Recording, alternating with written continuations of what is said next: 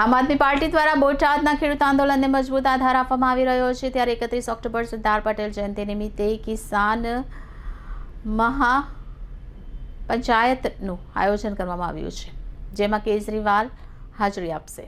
આપના સુરત શહેર પ્રમુખ ધર્મેશ ભંડેરીએ જણાવ્યું કે પાર્ટીના રાષ્ટ્રીય સંયોજક અરવિંદ કેજરીવાલ આ મહાપંચાયતમાં ભાગ લેશે અને ગુજરાત સરકાર દ્વારા ખેડૂત પર થઈ રહેલા અત્યાચાર સામે અવાજ ઉઠાવશે। પંજાબના મુખ્યમંત્રી ભગવંત માન પણ સુરેન્દ્રનગર જિલ્લાના સુદામડા ગામમાં યોજાતી એક સમાન પંચાયતમાં ભાગ લેશે। બંને નેતાઓ જેલમાં બંધ ખેડૂતોના પરિવારોને મળશે અને આંદોલન માટે રણનીતિ બનાવશે। ભંડેરીએ આરોપ મૂક્યો કે બોટાદમાં કણદા પ્રણાલીમાં નાબૂદ કરવાની ખેડૂતોની શાંતિપૂર્ણ માંગને સરકાર દ્વારા નજરઅંદાજ કરવામાં આવી છે અને તેના બદલે ખેડૂત નેતાઓને ધરપકડ અને જેલમાં ધકેલવામાં આવ્યા છે। તેમણે સરકાર પર લાઠીચાર્જ, આંસુ ગેસ અને ખોટા કેસ દાખલ કરીને ખેડૂતોના અવાજ દબાવવાનો પ્રયાસ કરવાનો પણ આરોપ લગાવ્યો। નમસ્કાર, નવા વર્ષની આપ સૌને ખૂબ ખૂબ શુભકામનાઓ અને તમામ મીડિયા મિત્રોનું હું આમ આદમી પાર્ટી વતી હાર્દિક સ્વાગત કરું છું। નવા વર્ષમાં આમ આદમી પાર્ટી જે ખેડૂતોની લડાઈ હંમેશાથી લડતી આવી છે એ જ લડાઈ આગળ શરૂ રાખવા જઈ રહી છે। ખેડૂતોને સાથે થઈ રહેલા અન્યાયની વિરોધમાં, ખેડૂતો સાથે થઈ રહેલા દમનના વિરોધમાં આવતી તારીખ 31 ઓક્ટોબર એટલે કે સરદાર વલ્લભભાઈ પટેલ લોખંડી પુરુષ, આપણા સૌના આદર્શ એમના જન્મ દિવસે આમ આદમી પાર્ટી દ્વારા એક ખેડૂત મહાપંચાયતનું આયોજન સૌરાષ્ટ્રમાં સુરેન્દ્રનગર જિલ્લામાં સાયલા તાલુકાના સુદામડા ગામ ખાતે બપોરે 1 વાગે રાખવામાં આવેલું છે।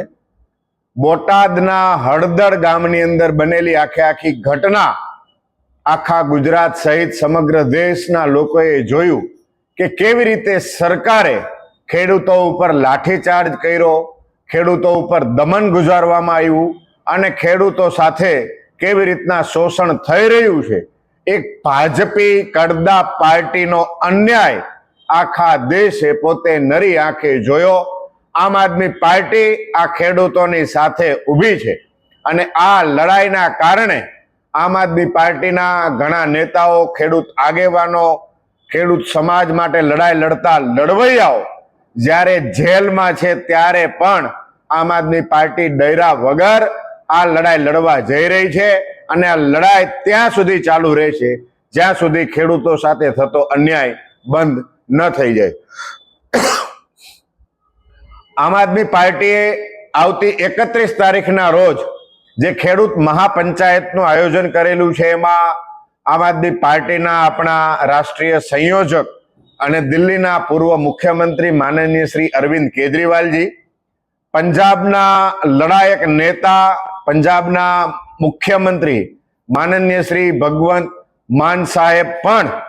આ ખેડૂત પંચાયતમાં ઉપસ્થિત રહેશે। ગુજરાતના પ્રદેશ અધ્યક્ષ માનનીય શ્રી સુદાનભાઈ ગઢવી, વિસાવદરના ધારાસભ્ય અને આમ આદમી પાર્ટીના રાષ્ટ્રીય નેતા શ્રી ગોપાલભાઈ ઇટાલિયા, પ્રદેશ સંગઠન મહામંત્રી શ્રી મનોજભાઈ સોરઠિયા, શ્રી સાગરભાઈ રબારી, શ્રી રાકેશભાઈ હિરપરા સહિત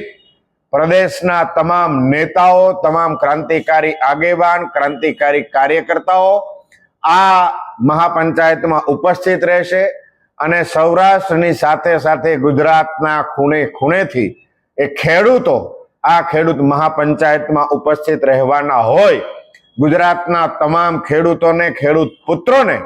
આ મહાપંચાયતમાં ઉપસ્થિત રહેવા માટે આમ આદમી પાર્ટી તરફથી અનુરોધ કરીએ છીએ। આ આખી હળદરની ઘટના અને કડદા પ્રથાના વિરોધમાં શરૂ થયેલી લડાઈની સામે ભારતીય જનતા પાર્ટીએ ઝૂકવાની શરૂઆત કરી છે। ગતરોજ ભારતીય જનતા પાર્ટીની ગુજરાત સરકાર દ્વારા એક પત્ર જારી કરી અને એક સૂચના દરેક એપીએમસીમાં આપવામાં આવી કે ખેડૂતોની જણસ જે લેવામાં આવે છે એમાં ખોટી રીતે કોઈ પણ પ્રકારની કપાત કરવામાં નહીં આવે, વજનના નામે કોઈ કપાત કરવામાં નહીં આવે અને વેપારીએ માલ ખરીદી લીધા પછી વેપારીના ગોડાઉન સુધી જે માલ પહોંચાડવાનો છે એની સંપૂર્ણ જવાબદારી વેપારીની રહેશે। આવો પરિપત્ર, આવો એક આદેશ રાજ્ય સરકાર દ્વારા જ્યારે જારી કરાવવામાં આવ્યો છે ત્યારે આમ આદમી પાર્ટી એ સ્વીકારે છે, એ માને છે કે આમ આદમી પાર્ટી દ્વારા ખેડૂતોને સાથે રાખી ખેડૂતોની આ લડાઈ સફળતા સાથે સફળતાનું એક પગથિયું ચડી ગઈ છે, ત્યારે આ મહાપંચાયત દ્વારા અને આ વાત દ્વારા આમ આદમી પાર્ટી ગુજરાત સરકારને, ભાજપ સરકારને એ વાત કહેવા માંગે છે કે આ પરિપત્ર માત્ર પત્ર જ ન રહી જાય, એ વાતનું પણ આમ આદમી પાર્ટી ચોક્કસપણે ધ્યાન રાખશે અને એનો અમલ થાય એના ઉપર આમ આદમી પાર્ટી સંપૂર્ણપણે દ્રષ્ટિ રાખી રહી છે. અને આપ સૌ ખેડૂતોને, આપ સૌ ક્રાંતિકારી આગેવાનોને, ગુજરાતના તમામ લોકોને ખેડૂતો માટે, ગુજરાતના ભવિષ્ય માટે, ખેડૂતો સાથે થતા અન્યાયને રોકવા માટે, ખેડૂતો ઉપર થતા દમનને રોકવા માટે ભાજપી કડદા પાર્ટી દ્વારા જે કડદા પ્રથા ચલાવવામાં આવી રહી છે એના વિરોધમાં જોડાવા માટે ખેડૂત મહાપંચાયતમાં પધારવા આમ આદમી પાર્ટી આપ સૌને નિમંત્રણ સાથે અનુરોધ કરે છે કે આપ સૌ ચોક્કસ પધારશો. આવતી તારીખ 31/10/2025 સરદાર વલ્લભભાઈ પટેલની જન્મ જયંતિના દિવસે બપોરે 1 વાગે સુદામડા ગામ, તાલુકો સાયલા, જિલ્લો સુરેન્દ્રનગર. જય કિસાન, જય જય ગરવી ગુજરાત.